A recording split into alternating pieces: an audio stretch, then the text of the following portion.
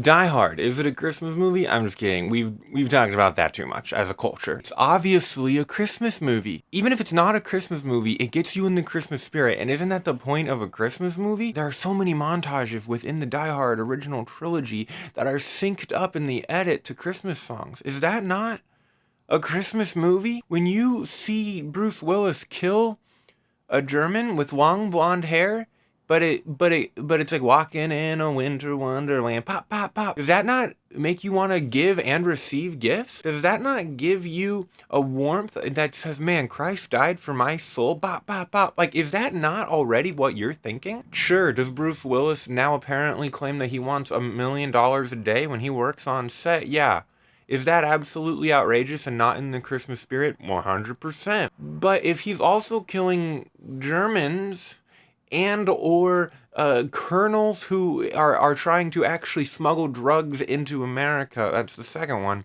If that's actually happening and he's killing them to the tune of Christmas music while also saving his slightly estranged wife, they're separated but not divorced. If that it doesn't get you in the Christmas spirit and say, man, get that elf on a shelf and slap me on some Mariah Carey, you don't like Christmas. People love Elf. If Elf doesn't also have Germans with long blonde hair dying, I'd rather have Die Hard. Sure, Elf is fun and funny and he can screw in a light bulb, buddy. That's really sweet. But yippee-ki-yay, that makes me want to go underneath the mistletoe with my beloved. And the Santa Claus, we need to talk about how weird it is that when Santa dies, the unnamed Santa, not the Tim Allen Santa, but the Santa before Tim Allen, when he dies and Tim Allen puts on the suit and he becomes Santa, when he goes back to the North Pole, all the elves just accept that he's the new Santa. There's not even a small period of mourning of the elves. Mourning, not M-O-R-N, but M-O-U-R-N. That one U can change everything, just like you can change everything. Not even a small period of mourning or lament or grief. They just accepted Tim Allen. Are they workaholics?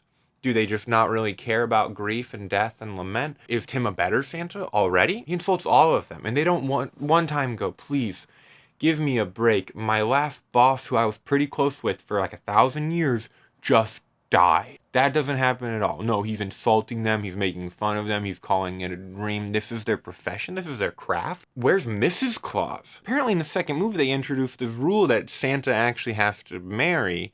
So there's a Mrs. Claus. Did Mrs. Claus die along with the first Santa that fell off the roof at the beginning of the original Santa Claus? And I also feel like it's necessary to bring up to you guys Santa Claus, the Santa Claus.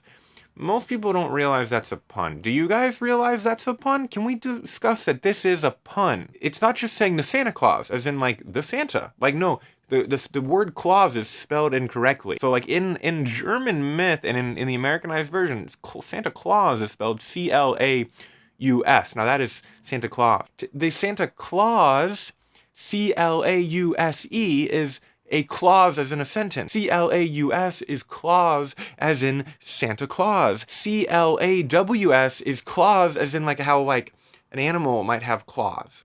The 3 types of clauses out there. Guys, they spell the word clause incorrectly on purpose, okay? It's the Santa Claus. It's not saying the Santa Claus, it's the Santa Claus, and that's a reference to the fact that in the contract of the Santa that's found in the Santa suit, when he puts on the Santa suit, there is a clause in that contract, as in like a legal term, like a clause, like a subordinate clause. I don't know of any other type. Insubordinate clause? I don't like the clause before me. Stop being so insubordinate. I'll write you up. It's that type of clause, like what you forgot about from 11th grade English. It's composition, not literature. That's 11th grade for most people out there. And so when he puts on the suit, one of the clauses says he has to now be Santa. The Santa Claus, which is why in the Santa Claus, they find another clause, which ironically adds in a Mrs.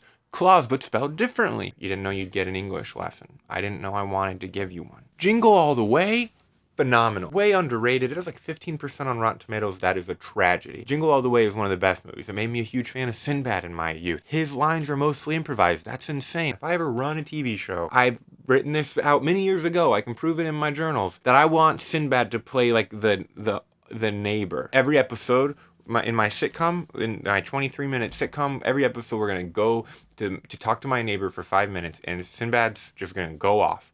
I'm not gonna give him any structure. I'm gonna say, hey, here's the problem the character's going through. Can you give me a good solution? Sinbad's gonna take that. He's gonna run with it. Jingle All the Way. Arnold Schwarzenegger, Sinbad. They're trying to get Turbo Man. If I had any critique of Jingle All the Way, I would say not long enough, because it was so good. It's a Wonderful Life. George Bailey is the type of person I want to be. George Bailey is the type of person we all should want to be. George Bailey he's a servant-hearted man. He is so earnest. He puts his family first, but he still has great ambitions and great goals. That's a beautiful combination. Who doesn't want to be like that man? I watched that movie last week and I cried. You might think that's a manly man. You might think that guy with this Chewbacca right here and this Ray right here, that's a manly man. Well, let me tell you, manly men cry too. I cried when he almost killed himself. Obviously, that's the biggest thing. I cried when they got the money back at the end.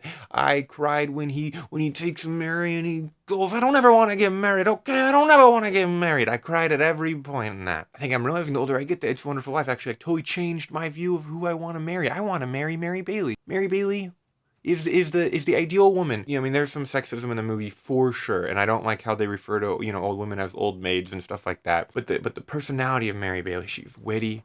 She wants to be a team. She's incredibly community focused. She wants to take their gift as a couple and share it with the community always. That's beautiful. There's nothing more beautiful than that. That's who I look for. Every time a bell rings, an angel gets his wings, and I can't ring a bell, but I can tell a joke, and I can't I though? I probably can't.